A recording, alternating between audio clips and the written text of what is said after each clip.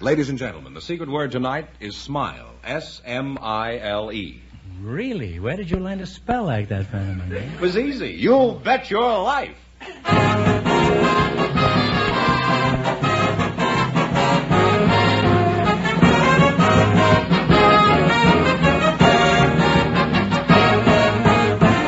It's Groucho Marx in You Bet Your Life, the comedy quiz series produced and transcribed from Hollywood and brought to you by the more than 3,000 DeSoto Plymouth dealers. The dealers who bring you America's most talked-about car, the distinguished 1953 DeSoto, and the exciting Plymouth. See them both at your DeSoto Plymouth dealers. And now, here he is, the one, the only... Groucho! You can do better than that. Oh, that's me!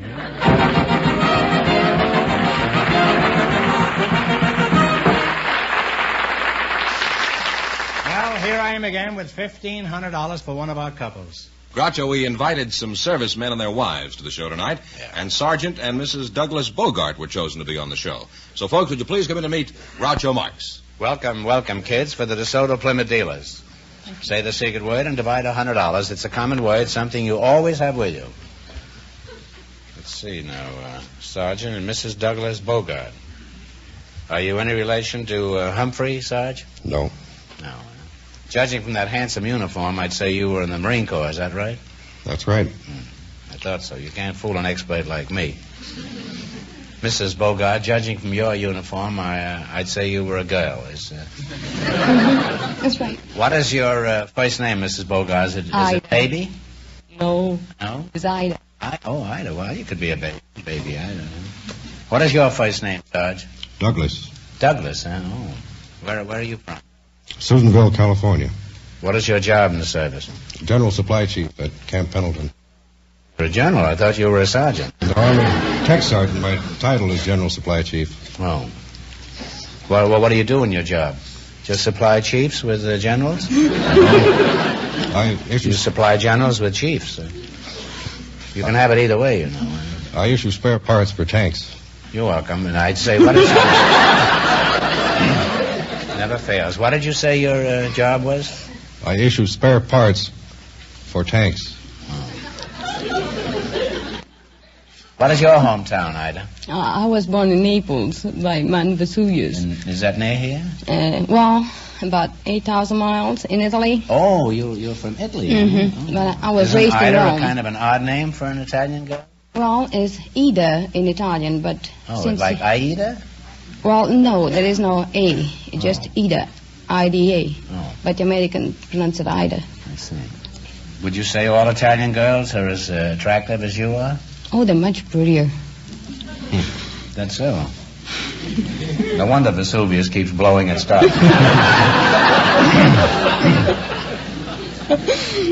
Sarge, how did you meet Ida? And don't leave out any of the details. I met her while I was on duty in Rome. Real chatterbox, isn't he? Just imagine, Quo Vadis had the same plot, and it took 1 million words and $5 million to tell it. He's given us the whole thing. By the way, Ida, how long have you been married? 18 months. Do you two lovebirds ever have any arguments? No.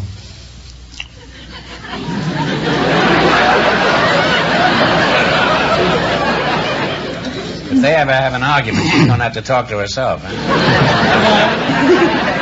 Well, you're a nice couple, and apparently the Marines have things well in hand.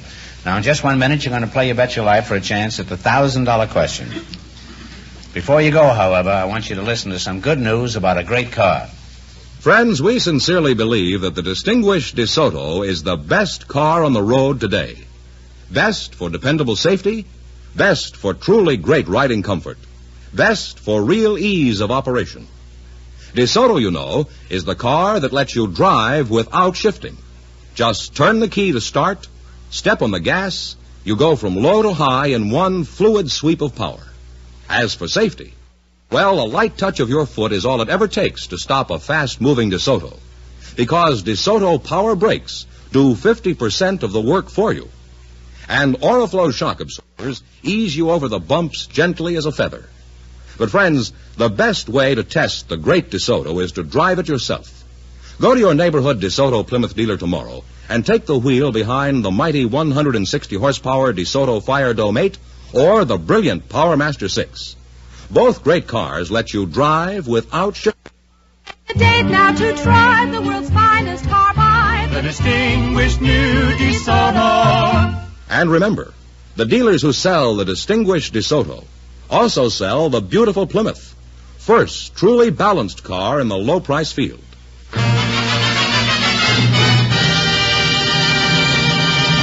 Let's see how high I can bid you $20. You selected songs by Hoagie Carmichael as your category. Now, here's your first question. How much will you bet? All of it. He says all of it. All of it? Mm-hmm. All right, you're going to bet $20. Let's see if you can identify this song. Play it, Jerry.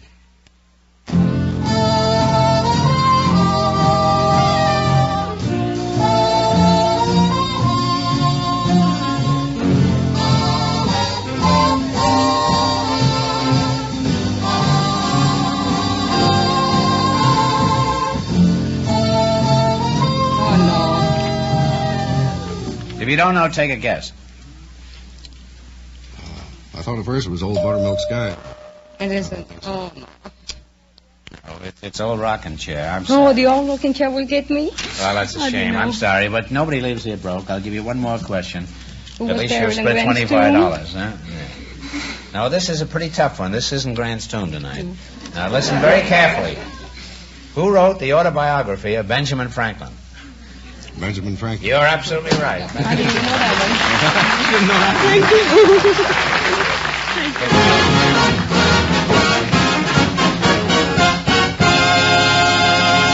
Well, Groucho, we have a young lady who's going to be married soon. Oh, I'm sorry to hear that. And a commercial reporter who was chosen by our studio audience just before we went on the air. Miss Virginia Putnam and Mr. Frank Daniels, would you please come in and meet Groucho Marx?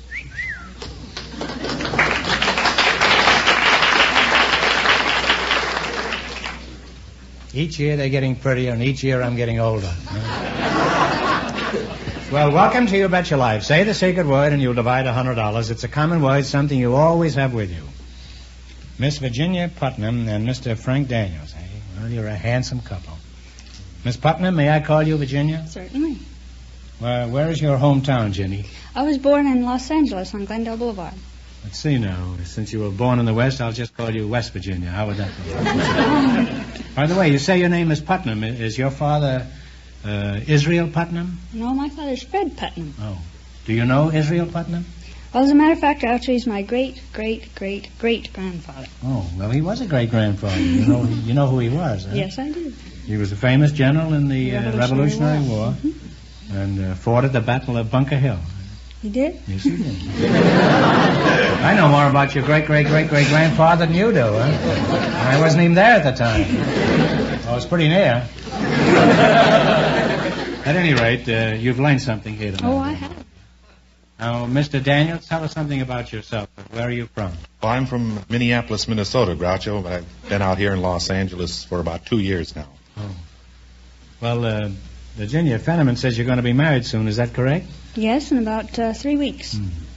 Well, Frank, you've just got time to catch a boat for Liberia. Oh, no.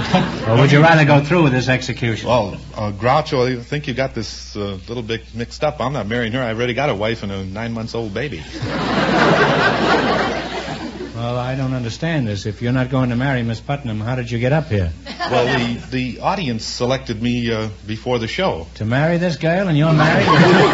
No, they selected me to come on the show. Oh. I'm already married. I see. Well, they had something like that in Arizona or New Mexico not long ago. I didn't know we were going to have that on our show here today. What sort of work do you do, Frank? I'm a commercial reporter, Groucho. Oh, well, let's hear you report the commercials on this show. We could use something after Fenneman. What is a commercial reporter? Well, actually, I'm a credit investigator. Commercial reporter, indeed. What a sneaky way to introduce himself. Who do you work for? I work for Dun & Bradstreet, Groucho. Oh, I know them very well. I've been done by Bradstreet for years. Well, exactly what is Dun & Bradstreet? I often see that name in the Wall Street Journal. Well, Dun & Bradstreet is a mercantile agency that performs a service for its subscribers in the fact that it writes credit reports on businesses so that the subscriber may ship merchandise to a person with some assurance that they will be paid. I see. Well, suppose I want you to check on a company for me. How do you go about it? Well, first you have to tell me the name of the company.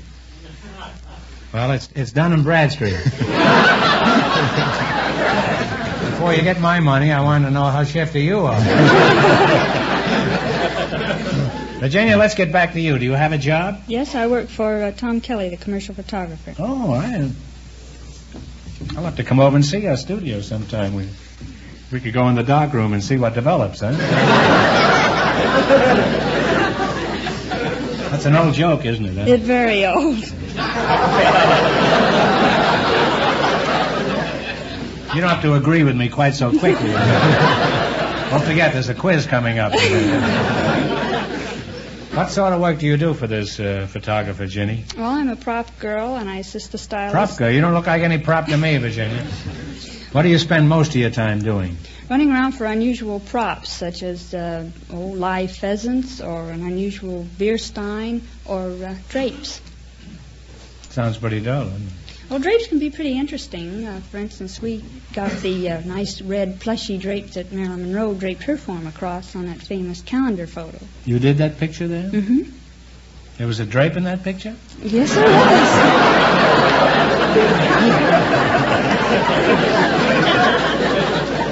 You know, I've looked at that picture 1,000 times and I've never seen a drape. I couldn't even tell you what year it was. Well, I'd like to continue this kind of conversation, but it's time for you to play You Bet Your Life. In the race for the $1,500, the first couple lost all their money, and the secret word is smile. Run you $20 no more than our other couples, you'll get a chance at the big money later. And I hope you win because you're going to have 2 wives and you're going to need every nickel you can get. You selected nicknames of famous sport figures. Here's your first question. Now, how much will you bet? You have $20 and talk it over and one answer between. You bet the $20? Okay, let's bet the whole works. All right. What baseball player was known as the Georgia Peach? Georgia Peach. Georgia Peach. Baseball player from Georgia. Think? I don't know. Scooter Rizzuto. Let's see. Take a stab if you don't know. Oh, Red Rolfe. No, probably the most famous ball player of all time, Ty Cobb. Well, you got off to a flying start there, huh? Yes. You can't even take care of one wife after this. Well, we're not going to let you leave here broke. We'll give you one more question for $25. Are you ready? What kind of animal is noted for his monkey shines? A monkey. Ty Cobb is right, huh? Put it there. That's how we move.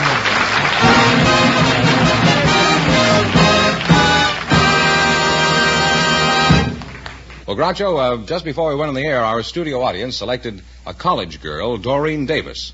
Her partner is a special guest tonight, Judge Leroy Dawson of the Los Angeles Municipal Court. So, folks, would you please come in and meet Groucho Marx?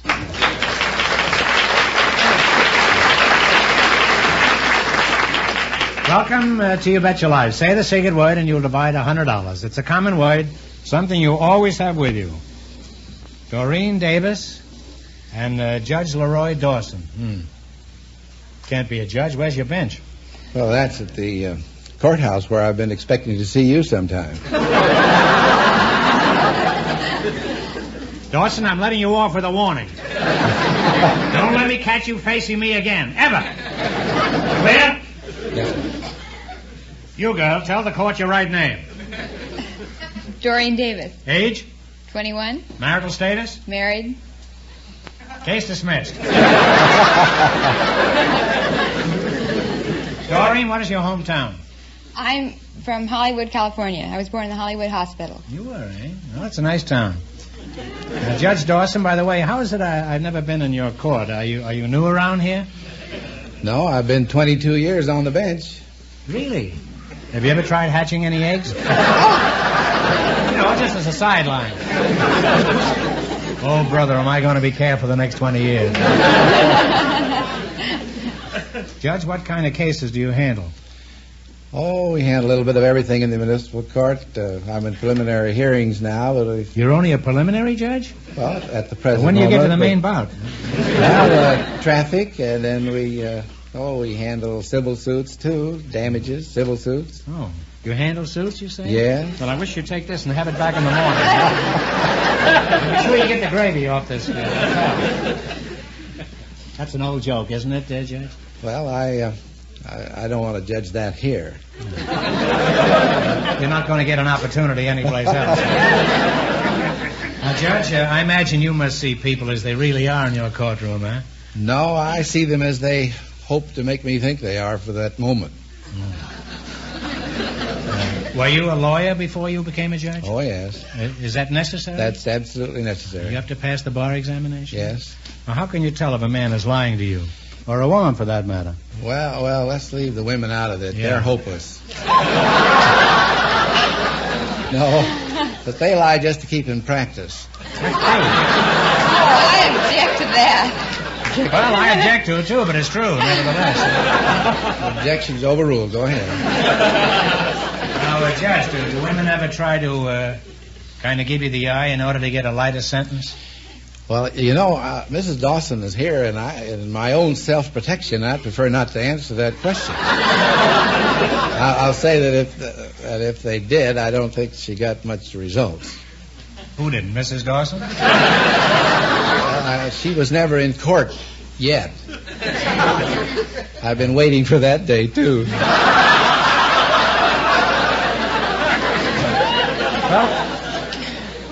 Well, Doreen, the judge is pretty cute, isn't he? Sure is. Now, Mr. Fenneman says you're a college student, is that right? Yes, I am. Which college do you attend? I go to UCLA. Uh-huh. And when did you matriculate? Well, I started UCLA in 1949, Uh-huh.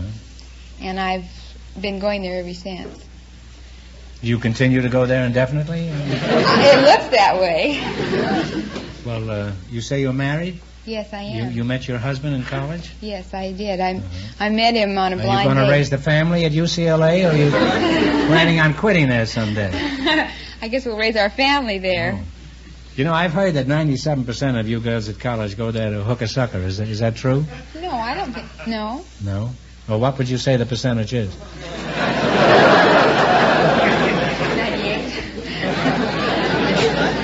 98. Judge, I was surprised when you said you were in the preliminary division. I remember you very well in connection with traffic cases. How come? Well, we're subject to transfer by the presiding judge. We work 1 year in traffic, another year in another division. Well, would you regard this as a promotion? Oh, yes. You were nationally famous as a traffic judge. Can you give us your general impressions of the average driver who came up before you? Well, You probably think we're all crazy. Huh? Well, I wouldn't like to say definitely, but there's some... After you watch people drive and then listen to their explanations, you're liable to get that idea.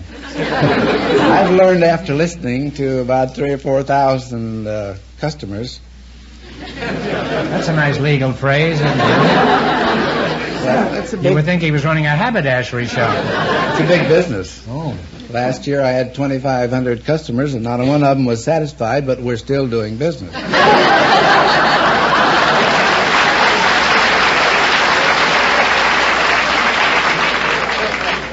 Well, do you get a cut on all the fines that you slap on these people? No, but that would be a very delicious assignment if that were true.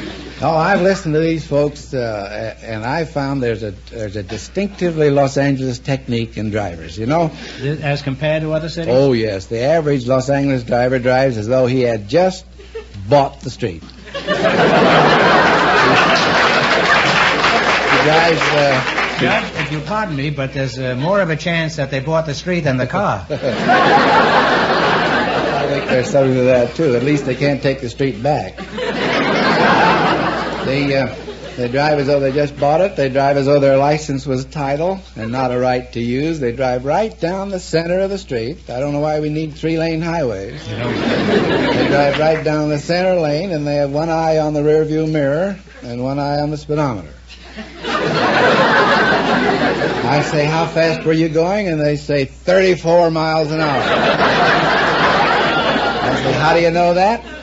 They say, I was looking at the speedometer, so there you are. They have one eye on the speedometer, one eye in the rearview mirror, and what chance has a pedestrian? Not until they get another eye. So there you go, down the street, and all of a sudden the guy they've been looking for appears in the wrong place. The guy on the motorcycle, instead of being in the mirror, is out here on the left side. He announces his arrival, beep beep, and suggests you pull over. So you take 5 blocks to find a fire plug that you could park in. And, well, then they come on to court, and I say, come on up here. And I say, you're charged with doing this, read whatever it says. And they say, guilty, Your Honor, but. So I know what I'm going to get now. I'm going to get a 5-minute speech on why this guy is so important socially, You financially. mean he can break you?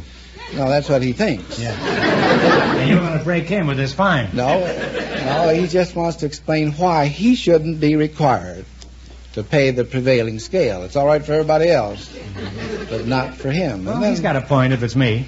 Well, of course, there's that other type that says, you can't send me to jail. That's a bad statement. You know, that always arouses my competitive spirit.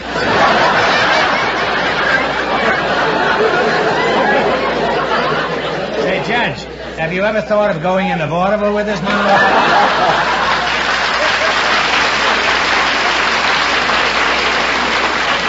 No. Now, there's one question I have to ask you, because I hear this question frequently. I hate to interrupt this. Well, that's This quite is all right. real humorous and good. But is a motorcycle policeman obliged to bring in so many people every day? No, they don't get a percentage. No, I didn't mean that. I didn't mean that. There's some kind of a theory or rumor that a motorcycle policeman is obliged to bring in so many customers, as you call them, every day. Well, I don't think they are. Of course, I've heard that rumor, too, but... It's not true. I don't think it is. There is no necessity for a quota. I think that's difficult to keep from bringing in more. Well, Judge, I've been kidding you, but I want you to know we all respect you for your outstanding work as a jurist, and I mean that from the bottom of my heart. And if I ever have to appear in your court, it'll take 6 men to carry me in. And a straitjacket. Now it's time to play You Bet Your Life for a chance at the big money. And you're a pretty smart cookie. You ought to do pretty well up here, Judge. In the race for the $1,500, our first 2 couples lost all their money. You selected what's the number as your category. These numbers are associated with familiar titles and phrases. Let's see if you can identify the number. Here's your first question. How much will you bet? Go ahead. You want to bet 15? 10? 15, all right. Okay. How many thieves opposed Alabama? Go ahead. 40. 40 is right. You now have $35. You have $35. How much of this are you going to bet on your second question? It's all right. In the story by Jules Verne, how many leagues under the sea? 20,000. 20,000 is right. You now have $65. Here's your third question. How much are you going to bet? 60. 60. All right. How many horsemen of the apocalypse were there? 4. 4 is correct. You've now climbed to $125. You didn't spend all your time with Chief Justice Marshall, Judge. Or even Gladstone. I don't mean the bag. Here's your last chance to beat the other couples. They have $125. How much are you going to bet? 120. 120. 120. How many reindeer in a visit from St. Nicholas? 8. 8 is absolutely correct. And you wind up with a grand total of $245. Thanks and good luck from the Thank DeSoto you, Plymouth sir. dealers.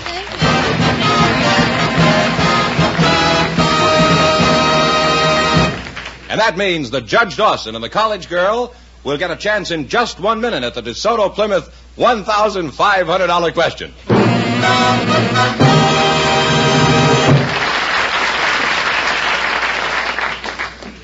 Folks, have you seen a Groucho Marx used car special yet? Well, if so, you'll have noticed a great many things about it. First of all, you'll have admired the appearance. Chances are the Groucho Special used car you saw was a late model, low mileage car, in perfect shape and ready to roll. Then, if you looked at the price tag, you probably saw that you could buy this Groucho Special for a remarkably small down payment, and that all the remaining payments were small, and you could take your time in paying them. That's what that Groucho Special sticker stands for. It means that the car you're looking at was picked by your DeSoto Plymouth dealer as one of his really outstanding buys. A remarkable car, priced to make it the hottest bargain in town. Of course, if you looked around, you saw that all the cars the DeSoto Plymouth dealer had on display were unusual bargains. That's because of the overwhelming popularity of the new DeSoto in Plymouth. Your neighborhood DeSoto Plymouth dealer has far and away the finest used car bargains in town. Take advantage of his remarkable used car offers. See his unusual stock of fine used cars tomorrow. Pay special attention to that wonderful group of cars known as the Groucho Special used cars. We're sure you'll find exactly what you're looking for among the fine used cars of your neighborhood DeSoto Plymouth dealer.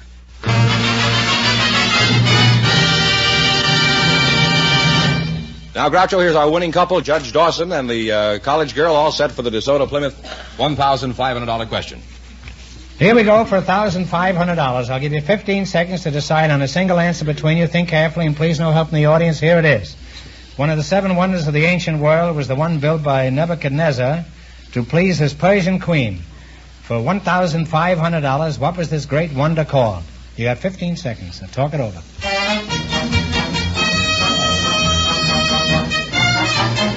Fine, thank you.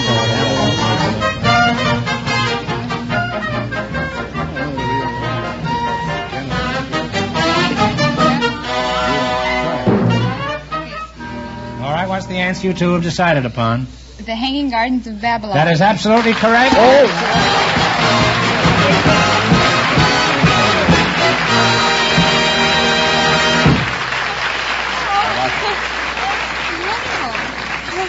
I was just saying to it, if I ever appear before your court, that I get a break, Judge. I think I'll award you a free boulevard stop, sir.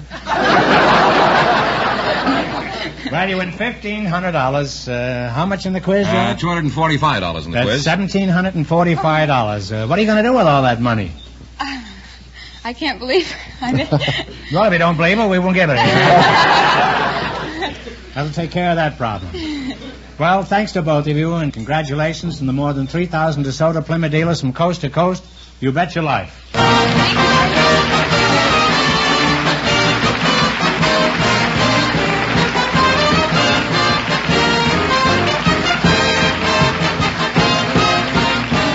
Be sure to tune in again next Wednesday night at the same time for the Groucho Marx Show, when the big question will be worth $1,000. And don't miss Groucho's television show, also presented by the DeSoto Plymouth Dealers of America. And remember that the dealers who sell the distinguished 1953 DeSoto also sell the brilliant Plymouth, the first truly balanced car in the low-priced field. DeSoto, Plymouth, 2 great cars, both products of the Chrysler Corporation. And when you drive in, tell them Groucho sent you. Good night, folks, and remember, just be sure to see the distinguished new DeSoto.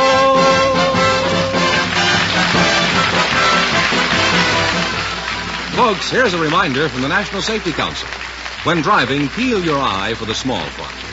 You Bet Your Life, transcribed from Hollywood, is produced by John Goodell, directed by Robert Dwan and Bernie Smith. Music by Jerry Fielding. This is George Fenneman signing off for the more than 3,000 DeSoto Plymouth dealers from coast to coast.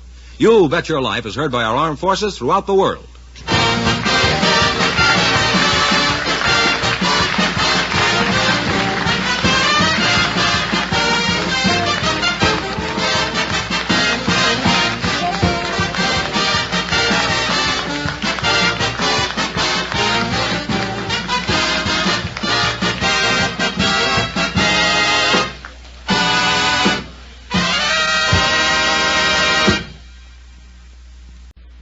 Ladies and gentlemen, the secret word tonight is table. T-A-B-L-E. Nice spelling, George. You bet your life.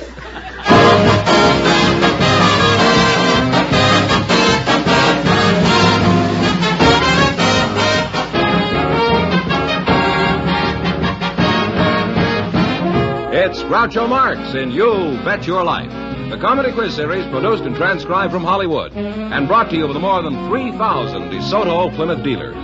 The dealers who bring you America's most talked-about car, the distinguished 1953 DeSoto and the exciting Plymouth. See them both at your DeSoto Plymouth dealers. And now, here he is, the one, the only... Now, where have I heard that name before? Oh, that's me!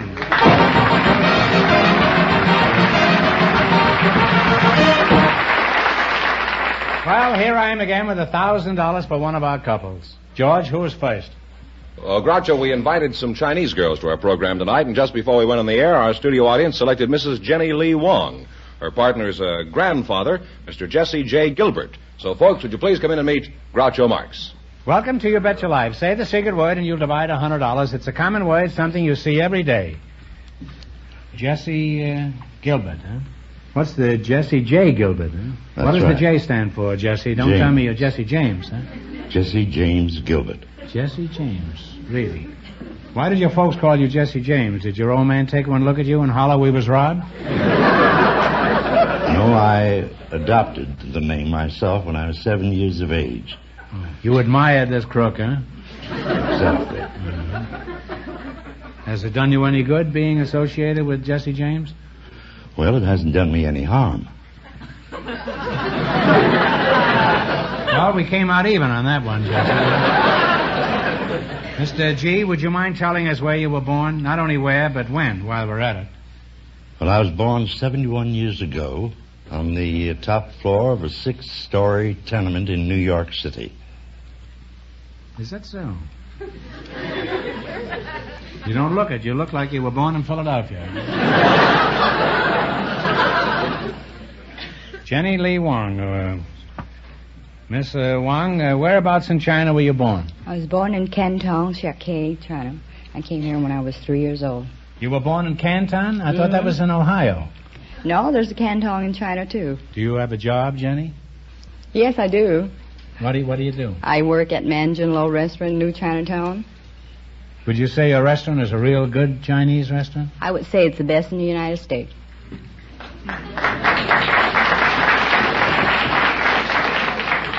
You know, Milton Berle told me a joke about a couple driving along the road. They're looking for a Chinese restaurant.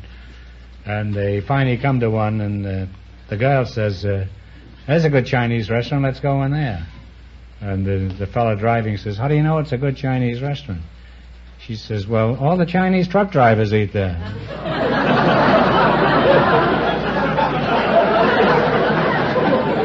Well, that's what he told me. Now, suppose I came to your place for a genuine home-cooked Chinese dinner. What would you recommend? Well, to start off with, I would serve you chestnut roll, let's see, and then we have ginger chicken. Oh, I knew her. She used to be in the movies. Dance with Fred Astaire. Siu mai. What's that? Siu mai. It's a Chinese meatball shaped like a tulip. A Chinese meatball shaped like a tulip? That's right. I know him very well. That's Charlie Chan. Well, Jesse, let's get back to you again. What do you do for a living? I'm 50% retired. Well, wake up and answer my question. Don't you do anything? Yes, I'm interested in birds.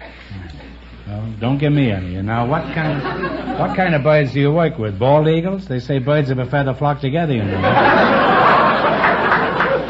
No, I teach parakeets how to talk. You teach them how to talk? Well, what do you teach them? Pidgin English? How do you go about teaching a bird to talk?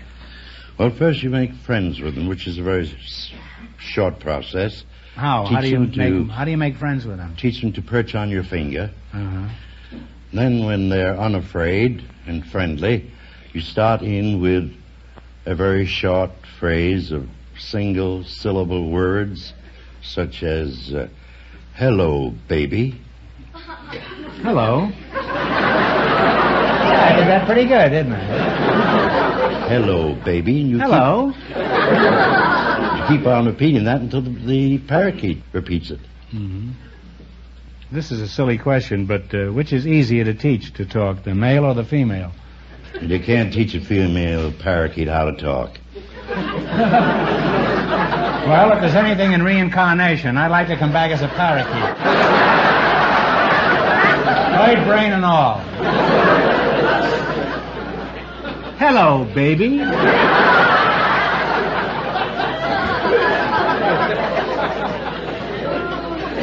Jesse, have you always been an elocution teacher for parakeets? No, I was once a motion picture producer in Hollywood. Now I know why he's teaching parakeets to talk. What happened, Jesse? Why didn't you stay in the movies? Well, when sound came in, I hadn't any foresight. I didn't think there was much of a future to talking pictures. I didn't think they would last. So I quit making motion pictures and took my accumulated capital of almost $1 million and bought stock. When was this? Just before the crash in 1929. And what did the broker say to you? Hello, baby.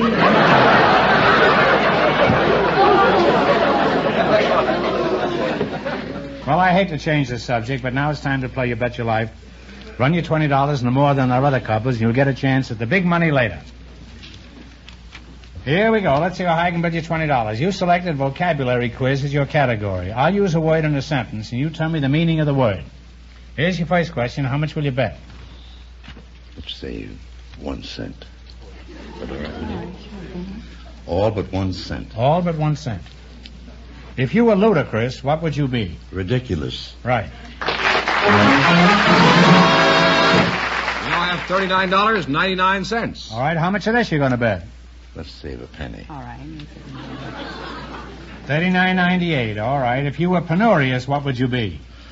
Savings. Stingy. That's right. You now have $79.97. Here's your third question. How much of the $79.97? All but a penny. Okay. If you were indolent, what would you be? Lazy. Lazy is absolutely right. You now have $159.93. Hey, I think you've learned something from those parakeets. Hello, baby. Last chance to beat the other couples. How much will you bet? All of it. All of it, huh? Right. Have you consulted it with Is that quite Miss all right? Blom over here? Quite all right. All right. If you were taciturn, what would you be? Quiet. Silent, Reticent. reserved. That's good enough for me. And you wind up with $319.86. Thanks and good luck from the DeSoto Plymouth dealer. Thank you.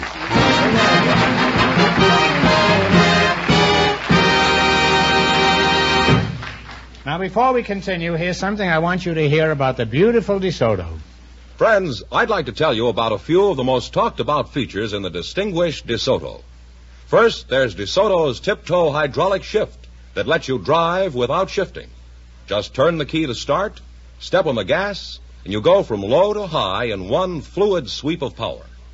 And DeSoto's full-time power steering makes steering as easy as dialing a telephone. It works for you all of the time, not just some of the time. DeSoto full-time power steering literally takes all of the work out of driving and parking. Then there's DeSoto's mighty 160 horsepower Fire Dome V8 engine, the world's most efficient engine design.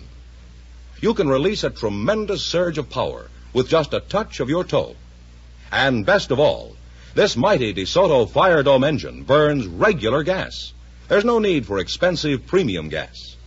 These DeSoto features are a few of many that have set a new standard in driving pleasure for millions of Americans. Put yourself behind the wheel of a DeSoto Fire Dome 8 or a brilliant PowerMaster 6. Remember, both great cars let you drive without shifting. Make a date now to try the world's finest carbide. The distinguished new DeSoto. And remember, the dealers who sell the distinguished DeSoto also sell the beautiful Plymouth, first truly balanced car in the low-price field.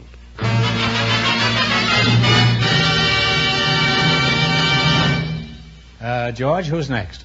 Well, Groucho, we asked for some people with interesting backgrounds tonight, and here they come, Mrs. Minnie Peterson and Mr. Otto Schmidt. Would you meet Groucho Marx? Welcome for the DeSoto Plymouth dealers. Say the secret word and you'll divide $100. It's a common word, something you see every day. Mrs. Minnie Peterson and Mr. Otto Schmidt, eh? Mrs. Peterson, I'll start with you. What is your hometown? Salisbury, Missouri. Where? Salisbury, Missouri. I thought that was a hamburger. No, it isn't. That's right on the Wabash Railroad. Oh, you were born on the railroad? No, just off the railroad. Oh. I'm just trying to keep track of you, that's all. Mrs. Pete, I don't want to pry, but could you give us some approximate idea of your age? Our radio audience, you know, can't see you. And they'd like to form some kind of a picture of our contestants. I never tell that, but being as it's you, I'm knocking at the door of 70. Well, how many times? How many times have you knocked, Petey? I'm just getting ready.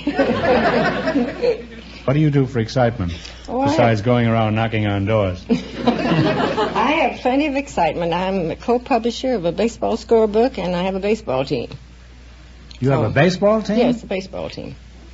Oh, what do you know about that? I'll just call you Casey, eh? Yes, just call me Casey. Well, who do you play for? Well, I don't play. You mean you quit already? No, I have a manager that handles the team. My son, Jack, handles the team for me. It's the Peterson Scoremaster. Oh. And we play semi-pro ball in the different diamonds around in Los Angeles. Or? No, hardball. Oh, no, hardball. Oh. You wouldn't condescend to softball? No, not softball. Not these boys. What do? You sit in the grandstand and I root have the to sit in home? the grandstand. Uh-huh. They won't let me down in the dugout. I have to sit in the grandstand. But do you ever get into a discussion with the umpire? You know, what they call a rhubarb? Oh, yes, just about every time we play. What do you do, jump out of the grandstand and get out? Oh, no, I just, like this and use my tongue. Is that very effective? Use my tongue. Oh. Well, you must have a long tongue. I have. What is a long tongue? That's 2,200 pounds, isn't it? Just about. As opposed to a short tongue, which is 2,000. Mr. Otto Schmidt? Yes. That's you. Are you married? Yeah. Where did you meet your wife? In Copenhagen, Denmark. Oh, well, snuff said. What were you doing in Denmark? I was born there. Oh. I thought you were left over from an old smorgasbord or something. Well, could you tell us the details of your first meeting? Well, I met my wife in a church. She was singing in the choir, and I liked the look of her, and I want to meet her. So one evening I met her in the street, and she was down to buy some cake with a baker, and we talked together about 7 hours. In the street? Yes. You're lucky you weren't pinched for loitering. What did you talk about for 7 hours?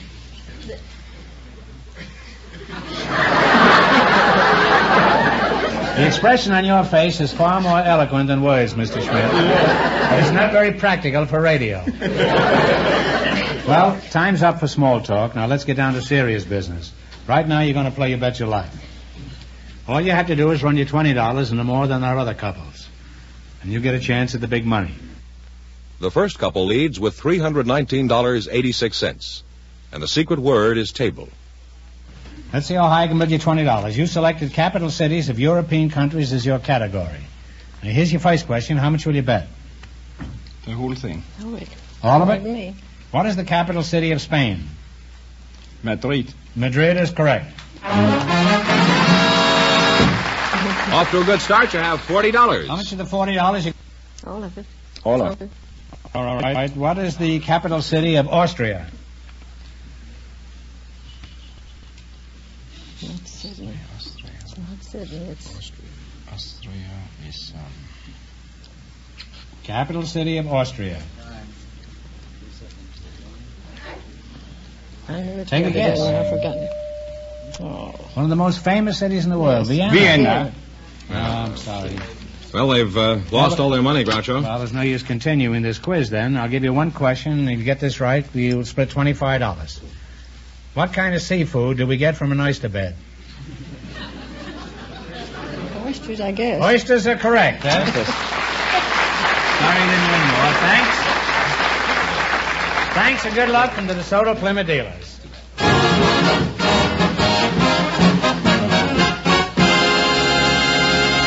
Well, Groucho, we asked if there were any men present tonight with unusual... Men, yes. How dreary. Huh? Men, especially with unusual occupations. And Dr. Hereward Carrington was chosen to be on the show. And his partner is a junior high school girl, Miss Anna Glom. So, folks, would you please come in and meet Groucho Marx. Welcome, youngsters, for the DeSoto Plymouth dealers. Say the secret word and divide $100. It's a common word, something you see every day. Mr. Hereward Carrington and Miss Anna Glom. Anna, how old are you? 12 years old. That's a wonderful age. I had the best time of my life when I was 12. I was too old to spank and too young for the electric chair. Dr. Hereward Carrington. That's an odd name, Hereward. Where did you get it? Well, it's a historic English character immortalized by Charles Kingsley in the book Hereward the Wake. Uh-huh. What kind of a doctor are you? Ph.D. Ph.D., yeah? Well, as a Ph.D., what sort of work do you do, Doc? Well, I'm the director of the American Psychical Institute. The American Bicycle Institute? Not bicycle, psychical. Although I realize that many people think we psychic investigators have wheels, but that's not necessarily the case. Well, it certainly put me in my place, which is right on top of a bicycle. Well, tell us some more about the Psychical Institute. Well, our work is to investigate various types of psychic phenomena, curious human experiences, such as telepathy, clairvoyance, premonitions, telekinesis, cryptesthesia, poltergeists, and so forth. Well, it isn't often a man mentions 6 words without me understanding one of them.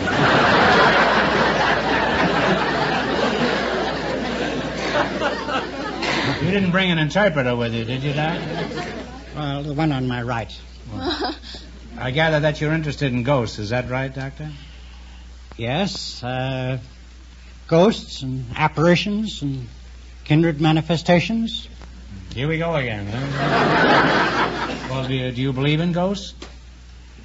Yes, though I say that 98% of the phenomena we're called on to investigate turn out to be fraudulent. But now and then we run into something that is interesting. You and me both, Doc.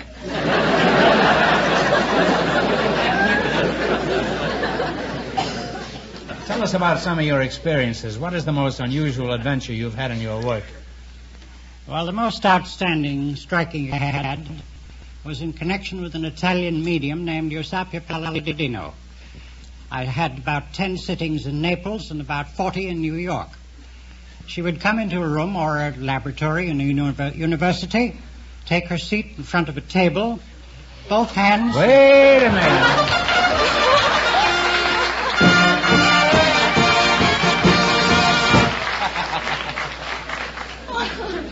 You said the secret word table, so you get $50? Oh, thank you. And the little woman over here gets $50. Well, now, would you mind proceeding with this? When she entered the room, she would take her seat at the table, both hands, feet, and knees securely held. By who? By 2 skeptical investigators. Mm-hmm. The seance would begin in bright white light. The table would begin to tilt, move, and oscillate, and finally go bang up in the air, what we call a complete levitation. Mm-hmm. Now, I've seen hundreds of those. Seated with... She remained there? She remained there, visible, held. What was responsible for this levitation? Well, we psychic investigators don't believe that when an object moves in that way that there's a spirit running around the room like a chicken. We think it's due to some mechanism, and that mechanism is an energy which is evolved or extruded from the medium's body, moving material objects in its environment. This was a medium, huh? Yes. Did you ever strike a happy medium in all the times that you were investigating these cases? Well, that's perhaps older than some of my ghosts.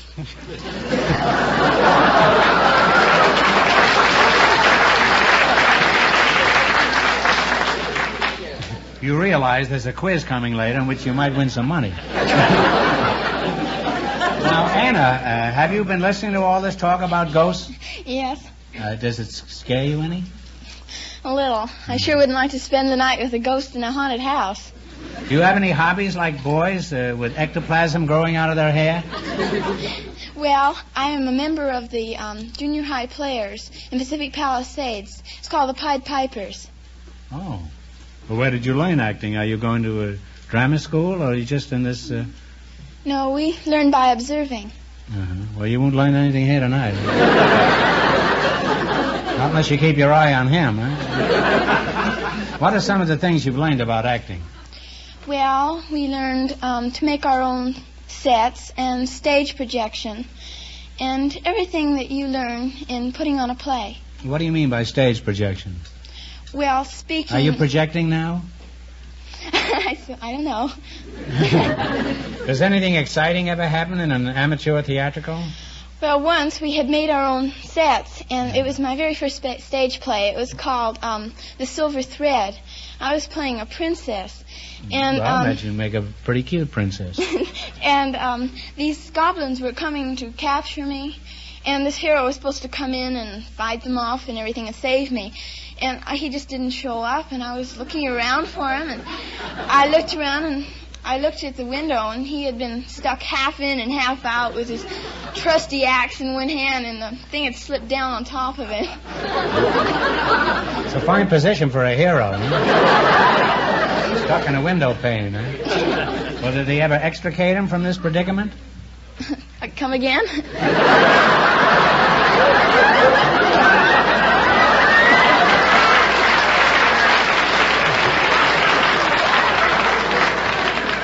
Anna, now you know how I felt when he was talking to me.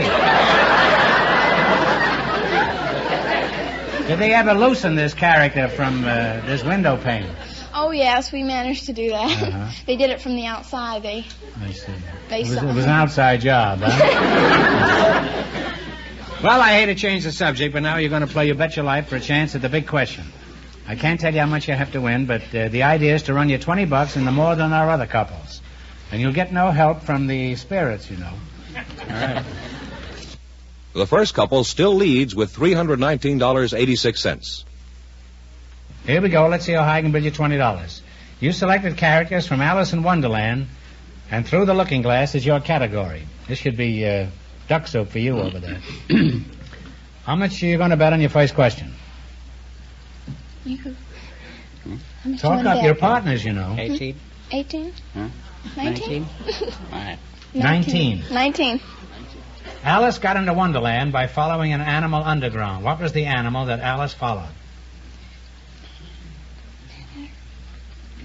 Rabbit. The rabbit. The marching rabbit. The rabbit. That's right, a white rabbit. You now have $39. Don't ponder around like that. You gave me a heart failure. Here's the second question. How much is the 39 you're going to bet? 38. 35. 38. 38. 38. After going through the looking glass, Alice met a pair of fat twin brothers who planned to have a fight. What were they called? Yes. Tweedledee and Tweedle. That's right. You now have $77. This is like that prince in that play. I have to pull her through the window on each one. Here's your third question. How much of the 77 you going to go for? 76. Talk up, kids. 76. 76. All right. At the tea party with the Mad Hatter, a little animal kept falling asleep. What was this animal? The mouse. The dormouse is correct. You now have $153. And here's your last chance to be the other couples. How much of the 153 you're going to go for? 150. 152. All right. 152. 152. What animal said that the time has come to talk of many things, of shoes and ships and sealing wax and cabbages and kings? The walrus. The walrus is correct. And you wind up with $305. Gee. Thanks and good luck from the DeSoto Plymouth Dealers.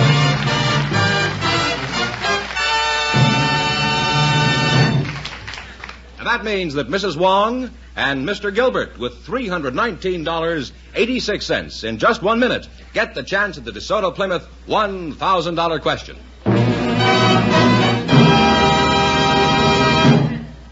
Fenneman, why don't you tell our audience what's so special about the Groucho Special used cars? Well, that's easy, Groucho.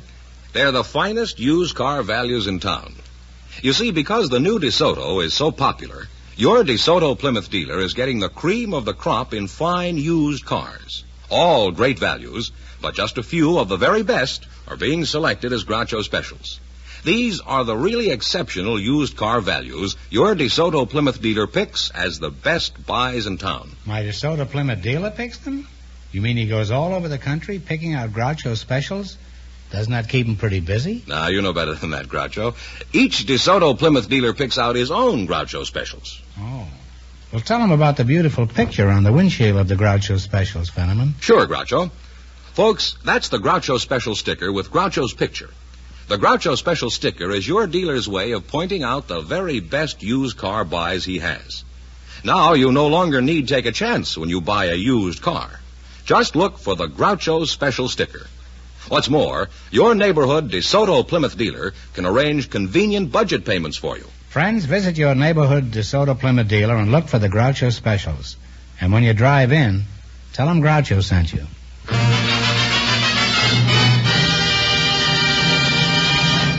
And here's the winning couple, Groucho, Mrs. Wong and Mr. Gilbert, all set for the DeSoto Plymouth $1,000 question. Of course, you realize, Mrs. Wong, that if you win this money, I expect a free meal at the Chinese restaurant. Certainly will. For about 200 people.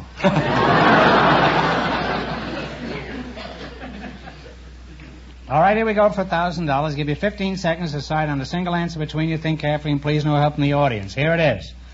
One of the most important of all drugs is obtained from the bark of the cinchona.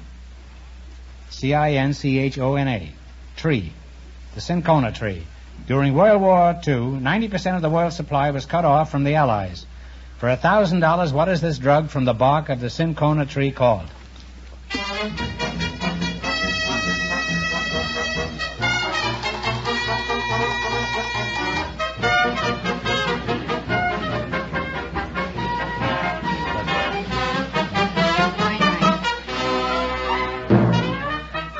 All right, what is the answer you two have decided upon? Quinine. Quinine is absolutely right.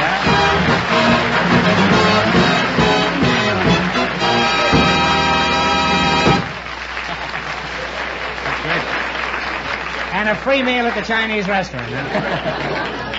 That's right. You win $1,000. And how much in the quiz, George? $319.86 in the quiz. Congratulations from the more than 3,000 DeSoto Plymouth dealers from coast to coast. You bet your life. Thank you.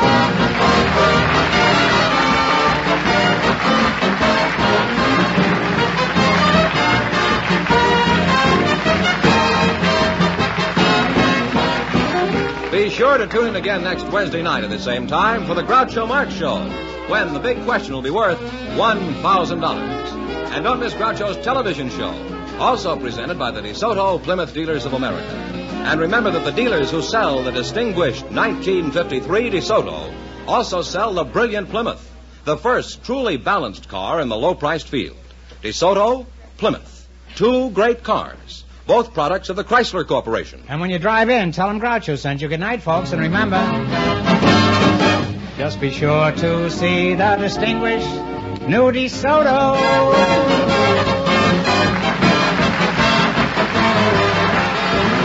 Folks, here's a reminder from the National Safety Council. Twilight doubles traffic troubles, so double your caution. You Bet Your Life, transcribed from Hollywood, is produced by John Goodell, directed by Robert Dwan and Bernie Smith.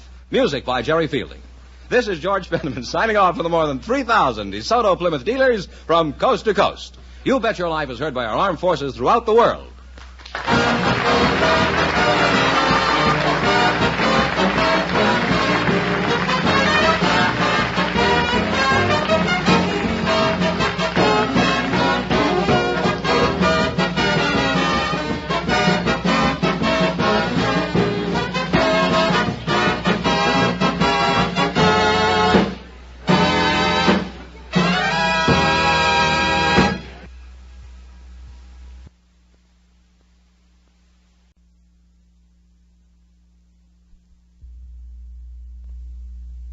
Ladies and gentlemen, the secret word tonight is wall. W-A-L-L. Really? You bet your life.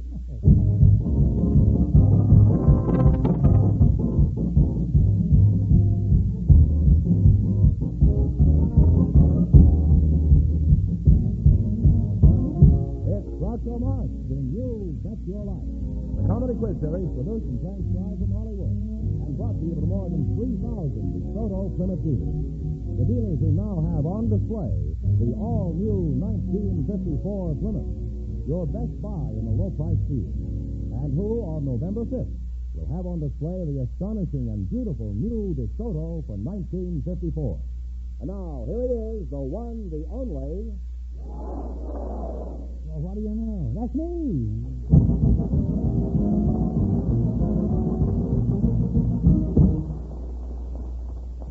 Well, here I am again with $1,000 for one of our couples. Well, Groucho, I'd like you to meet a couple of guests who have unusual backgrounds. Mrs. Gretchen Alfred and Mr. Fortune Gordine. Would you please come in and meet Groucho Marx? Mrs. Gretchen Alfred and Mr. Fortune Gordine, eh? Gordine, eh? Mrs. Alfred, I'll start with you. Do you mind if I call you Gretchen? No, I don't. That's my name. Oh. Do you mind if I call you Gretchen? That's not my name. Gretchen, that's a very pretty name. That's a German name, isn't it? Yes, it is. Is it so? Mm-hmm. Are you from Germany? Yes, I was born in Salo in East Prussia. Where? In Salo in East Prussia. Oh, well, when did you come to this country? When I was a year old. You must speak very good German, huh? And when was that? When were you a year old? Well, that was in 1923. 1923, let's see. 1, 2, 55. That makes you 24, is that right? That's right. That's close I hope Dulles was listening. You could make me an ambassador. That's close enough. Yes, well, close enough for me, too. When you left Prussia, did you come directly to California? No, my folks settled in DeSoto, Kansas. Where? In DeSoto, Kansas. DeSoto, Kansas, huh? And I thought I was being diplomatic. Is there really such a place as DeSoto? There's really such a town. It's just a small railroad town outside. Please, no belittling now. How long since you've been there? Well, I came out here in 1939. Well, it's changed. Yes. Today, DeSoto is it's a beautiful new DeSoto, Kansas. The mayor is a wonderful fellow. I know him very well. His name is Mr. Full Power Steering, Jr. Let's see, Mr. Fortune Gordine. Are you related to Jack Gordine? No, sir. There is a Jack Gordine. Is there? Where did you get the name Fortune? Very good Is friend. that your last name? First name. Oh, too bad it isn't your last name. Have you had a daughter named Miss Fortune? All is grist that comes to my mill. Where are you from, Fortune? Spokane, Washington. Oh, is that in Germany? That isn't near DeSoto, huh? Are you married? Yes, sir. You are, eh? Yes, sir. You say that very emphatically. Yes, sir. How long have you been married, Fortune? 7 months. You're a newlywed, huh? Yes, sir. Well, congratulations. Thank you very much. Tell us something about your wife. Would you care to attempt to describe her? Well, she's the type of girl, very striking, the type who, when she enters the room, everybody looks at her. So what? When a rhinoceros walks into a room, everybody looks.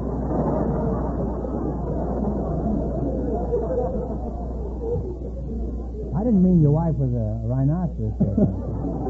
Although she could be, as far as I'm concerned. I've never seen her.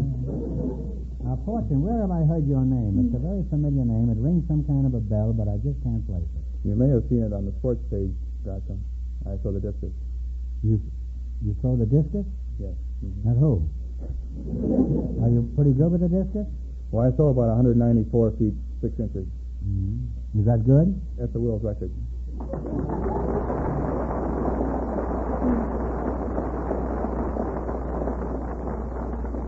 Fortune, I have seen your name in the sports pages, and I'm happy to meet you. Thank you, Groucho. We don't have the world champion discus thrower up here every week, you know. Not even every other week. You know? Actually, we're proud of you. Very proud of you. Now then, what is a discus?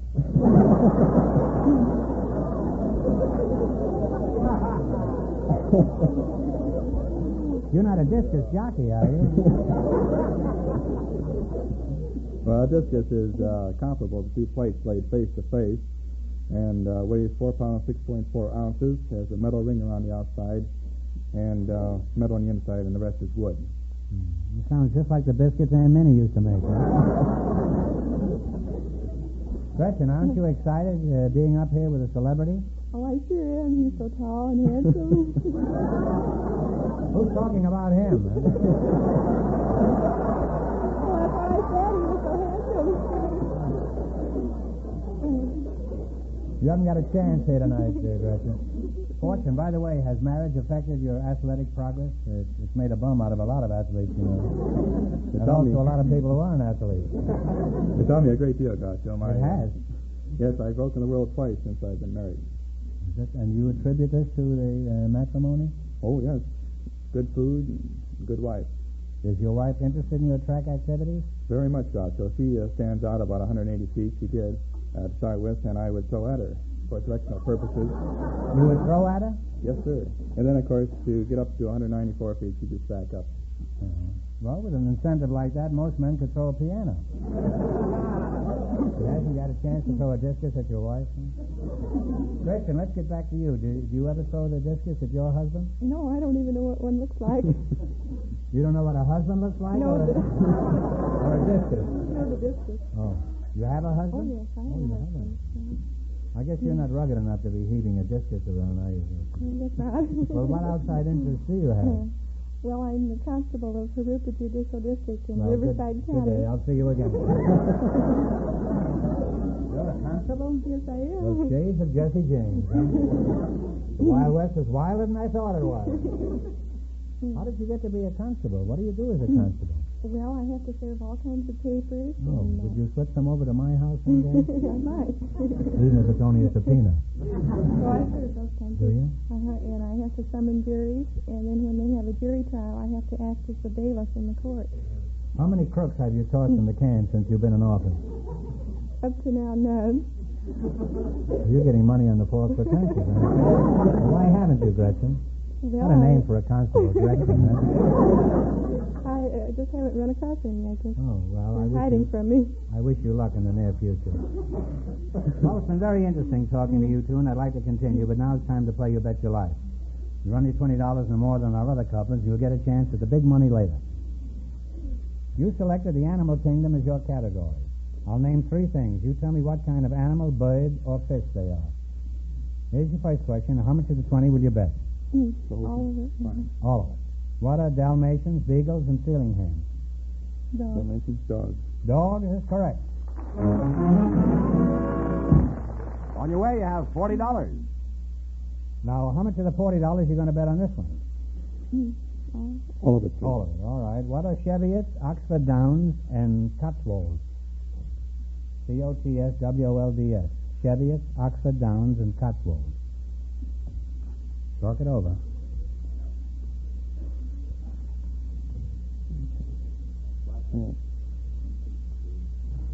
Take a guess. Sheep. What's that? Sheep is right, yes. You now have $80. Yes, that's cheap at half the price. You said you had me nervous there. They got $80? $80. All right, this is your third question. How much of the 80 do you want to try? All of it. All right, what are monitors, iguanas, and chameleons? Lizards? Lizards is right. You now have $160. Here's your last chance to be the other couples. How much will you bet? All of it. All of it. What are sperms, sulfur bottoms, and bottlenoses?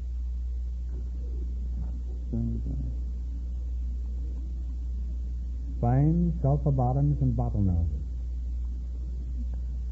If you don't know, take a guess. These are part of the animal kingdom. Animal, bird, or fish? Fish. Fish. No, they're whales. You were close, but not close enough. Oh. That's a tough question. Well, nobody leaves here broke. I give you one more question. You get this right, and you'll split $25. You ready? How many shots in a six-shooter? Six. Six is right. Sorry you didn't win this. Thank you, guys. That's too bad.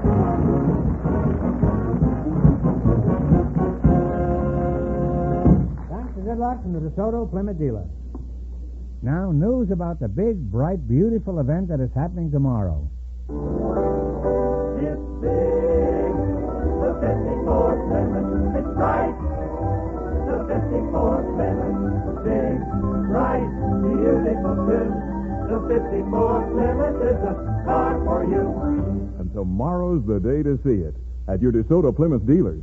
The big, bright, beautiful new 54 Plymouth, the car that introduces to the low-price field fabulous new ideas in beauty and high style. Tomorrow's also the day to enter the big Plymouth contest. $25,000 worth of prizes. Your chance to win a new 54 Plymouth or one of hundreds of cash prizes. Just for telling what you like most about this exciting new car. I like the choice of drives Plymouth gives you. Synchro silent or at slight extra cost, either overdrive or no shift high drive. I like the new Plymouth full-time power steering. Makes parking so easy, and it's surprising how little extra it costs. Yes, the contest's real easy. Lots of fun. And you can get an entry blank containing the easy rules and the full list of prizes tomorrow from your DeSoto Plymouth dealer. But don't put it off. Contest closes Monday, so be sure to go in and see the new 54 Plymouth tomorrow.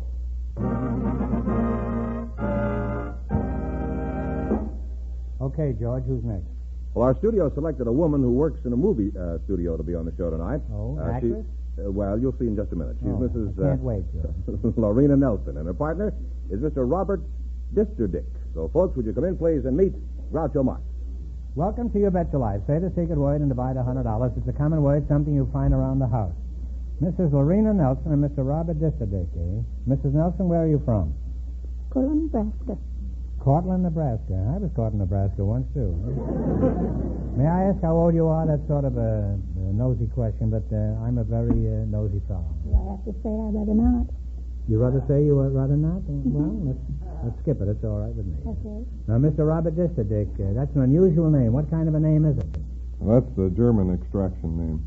Oh, Mr. Disterdick, that's too formal. What do the boys in the office call you? Well, lots of things, mostly Shorty. Well, that's logical. What other name is there for a name like Disterdick? How tall are you, Shorty? Well, it depends on who asks me. Usually I'm 5 foot 18 inches.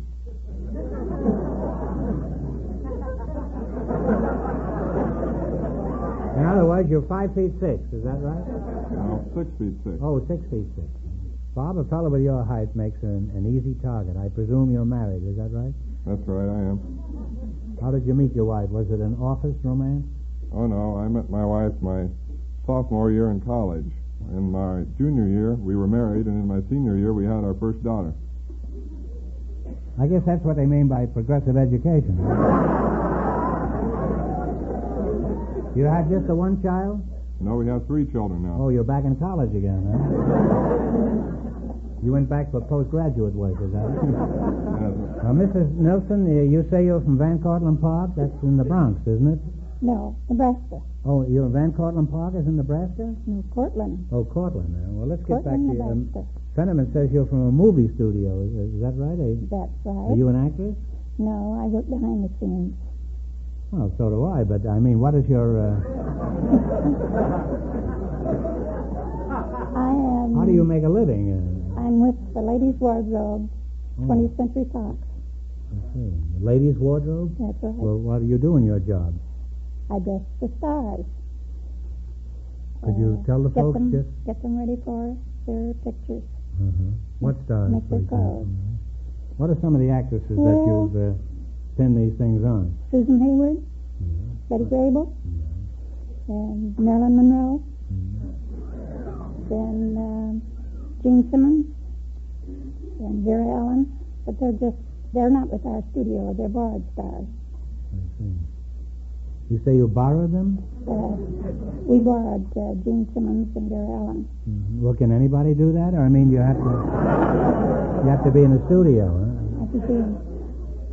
Bob, what sort of work do you do? I work for the probation department in the county of Los Angeles. What do you do for the probation department? I'm in the administrative offices. I'm the executive assistant of the probation department. The job sounds pretty cushy. What do you have to know to get a job like that? Well, you have to know the answers to the civil service examination that all people who work for the county have to take and pass. Well, do you have to keep a civil tongue in your head when you're doing this? Yeah, I imagine you do when you're taking your interview. Well, what did you do before you got this job? I was an examiner for the Civil Service Commission.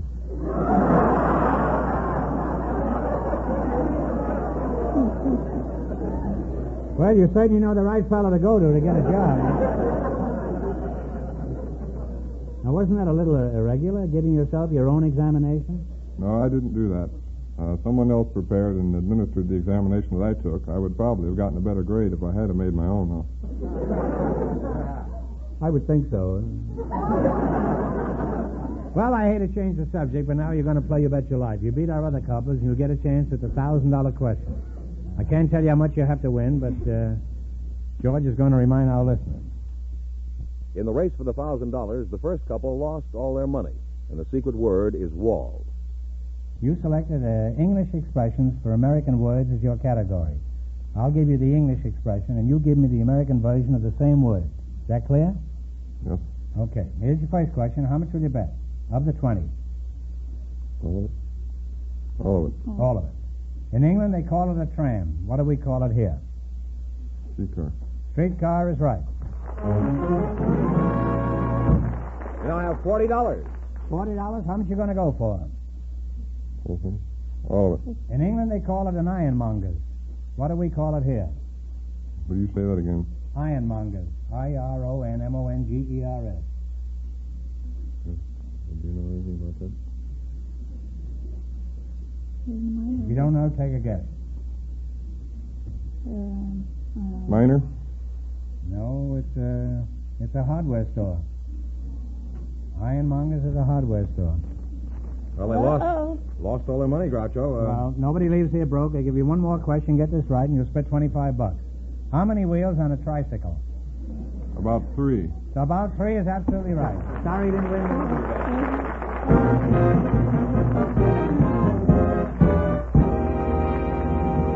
Thanks and good luck from the DeSoto Plymouth dealers.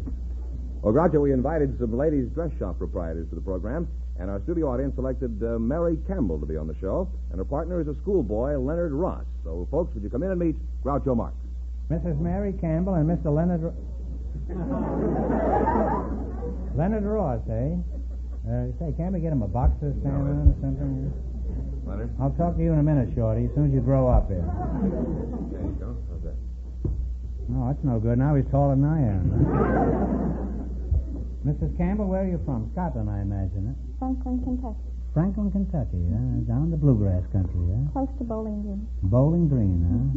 Well, I'm a little bowling, but let's talk about your job. What is it you do? I'm a sales girl. A sales girl? Mm-hmm. For S. L. McKenzie dress shop. Oh. Between Bullock's and I. Magna. Well, tell us about the new styles and keep them short, huh? Well, I don't think they're going to be short. You don't, huh? Well, I'm sorry to hear that. But I think they're going to feature full skirts and slim skirts and... What's the difference between a slim skirt and a full skirt? Well, the full skirt's like I have on. Yeah, and a slim skirt is what you have off, huh? Well, that clarifies that pretty well. Now, Leonard, you're Leonard, aren't you? Oh, yes, I believe so. Do you have a nickname, Leonard, or do you prefer Leonard? I'd like to use Lenny. Lenny, eh? How old are you, Len? Oh, 8. 8? And where were you born? Los Angeles. Mm-hmm. How long ago? 8 years. Pretty tricky, this kid, isn't he? What grade are you in school? B4. B4, huh? No, I mean now. B4. Let's not go into an Abbott and Costello routine here. What grade are you in school? B4. You're going to stick to that story, huh? What is your favorite subject? Arithmetic. I've always liked that subject myself, Lenny. Let's see how good you are. How much is 15 and 10? 25. That's absolutely correct. Huh? Let's see now.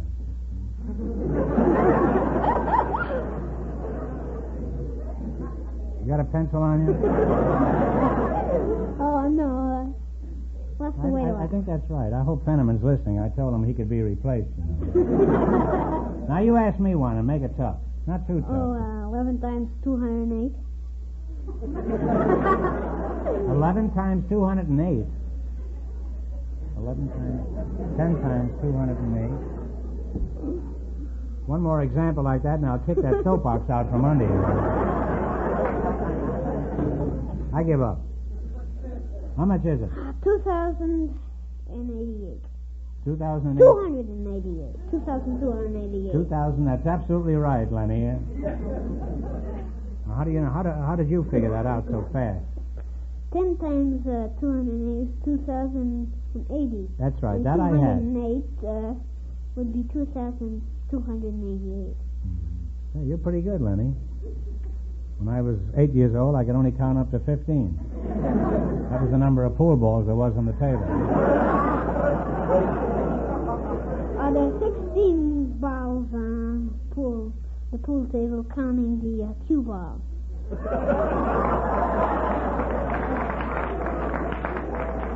This kid is not only an expert mathematician, he's a pool shark. Well, let's try you on some tough ones. Fenneman. Hey, George. George. Come out here. I don't want to be humiliated alone out here.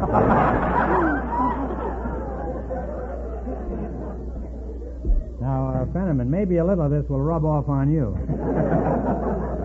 All right, Lenny. Multiply 640 by 5 and divide by 2.5. Let's see, 2, 8. 1280. Oh, come on. What is it? 1280. Well, I haven't even got it written down. You say you went to Stanford, George? Huh? And you divide by how much? Here we are, two old men asking an 8-year-old moppet how to do a sum. And how much you want to divide by? To keep me out of this, I have nothing to do with it. Are you bored, Lenny? This won't take more than 10 minutes, huh? You give up, George? Oh, Forget it, huh? I think so. George, I won't. You and I at the beginning, huh? I'll see you in nursery school tomorrow morning at 9. Lenny, it's been a pleasure talking to you. I could learn something by continuing this conversation, but the time has come for you two to win a lot of money. Run your $20 no more than our other couples, and you'll get a chance at the big money. In the race for the $1,000, both couples lost all their money. George, come out here again. Don't ever leave me alone with this monster. Here we go. Let's see how I can bid you $20. You selected Canadian cities and provinces. I'll give you the Canadian city, and you tell me the name of the province. Here's your first question. How much will you bet? You have $20. Oh, 20. All of it? All of it? All right. And what Canadian province is the city of Montreal? Quebec. Absolutely right. You now have $40. Why don't you make it a little tougher for yourself and do this in fractions right here? How much of your $40 will you bet on your second question? How much? All 40. You have $40. And what Canadian province is the city of Halifax? Nova Scotia. Right. You now have climbed to $80. Mrs. Campbell, aren't you going to say anything here tonight? I don't have a chance. Here's your third question. How much of the 80 you're going to go for? 80. In what Canadian province is the city of Gander? This is a famous stopping-off place for planes en route to Europe. I'll take a guess at it. I don't know if Saskatchewan. I didn't know it. I took a guess at it. Well, one answer between you.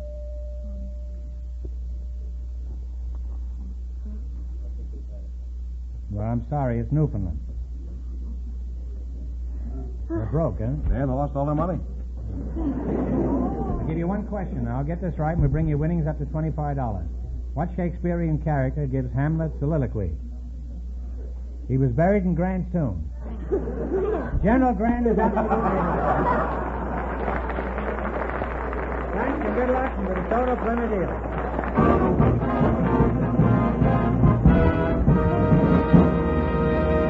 Well, all our couples lost all their money tonight, so all three couples in just one moment get the chance at the $1,000 DeSoto Plymouth question.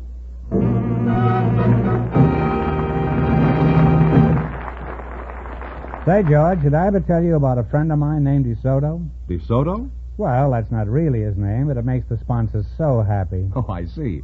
Well, what about your friend DeSoto? Do you know him, too? Oh, that DeSoto does get around. I want you to watch this, folks.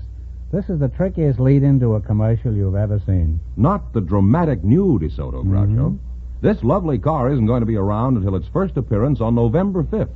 It's well worth waiting for, though. What was that date again, Fenneman? November 5th. And what happens then?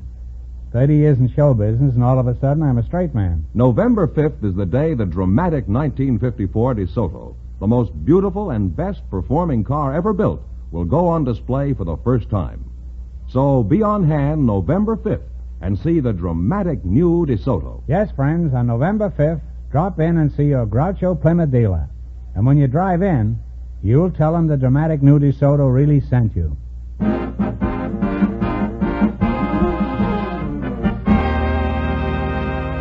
Well, Groucho, here are the three couples all tied for the DeSoto Plymouth $1,000 question. Now, we've given them a little slip of paper, and if all three couples get it right, we'll split the money among them. Are we all set? Okay. Our present calendar has been in use since 1582, when it replaced the old style, or Julian calendar. The one now in use throughout the world was named for the Pope who introduced it. For $1,000, what do we call it? What do we call this calendar? You have 15 seconds and talk it over.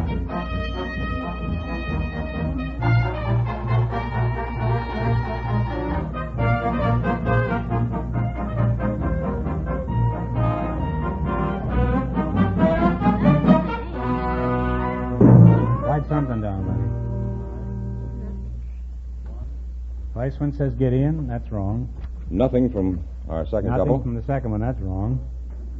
And nothing from the third one. That's wrong. This is a tough night. The correct answer is the Gregorian calendar. That means the big question next week will be worth $1,500.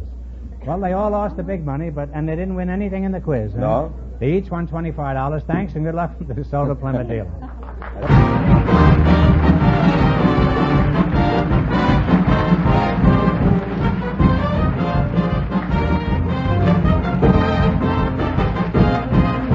Be sure to tune in again next Wednesday night at the same time for the Groucho Marx Show, when the big question will be worth $1,500. And don't forget Groucho's television show, also brought to you by the DeSoto Plymouth Dealers of America. Remember that the dealers who sell the remarkable new Plymouth, engineered and built to be your best buy in the low-priced field, will have the magnificent new 1954 DeSoto on display November 5th. DeSoto, Plymouth. Two great new cars, both products of the Chrysler Corporation. And when you drive in, tell them Groucho sent you. Good night, folks, and remember, just be sure to see the distinguished new DeSoto.